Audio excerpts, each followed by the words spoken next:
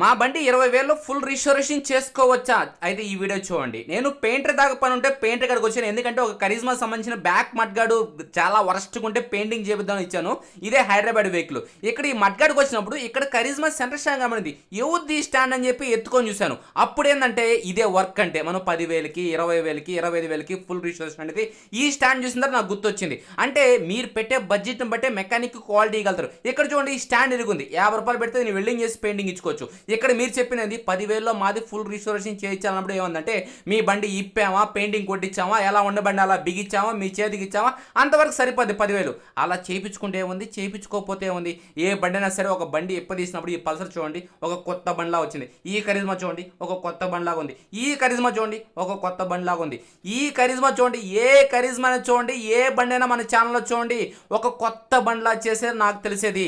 ఏదో మీ బండి ఇచ్చారు కదా, 10,000 మీరు ఇచ్చారు కదా అని పెయింట్ కొట్టించామా, బిగిచ్చామా, మీకు ఇచ్చామా, అవన్నీ నేను పెట్టుకోను. మన కాడికి బండి వచ్చిందంటే మళ్ళీ మీరు కొత్త బండిలా తీసుకెళ్ళాలని చెప్పి నేను ఆలోచిస్తాను. ఆ విధంగా చేసేదానికి నేను ట్రై చేస్తాను. ఏదో తూక్ మనిషి పనులు అయితే నేను చేయను. దీన్ని మీరు అర్థం చేసుకుని నెక్స్ట్ టైం నుంచి 10,000కి 20,000కి నన్ను అడగడం మానేసింది. ఎందుకంటే అది నా వర్క్ కాదు. ఇందాక స్టాండ్ చూసాం కదా, అది ఓల్ వర్క్. దాన్ని మీరు గుర్తుంచుకోండి. Thank you.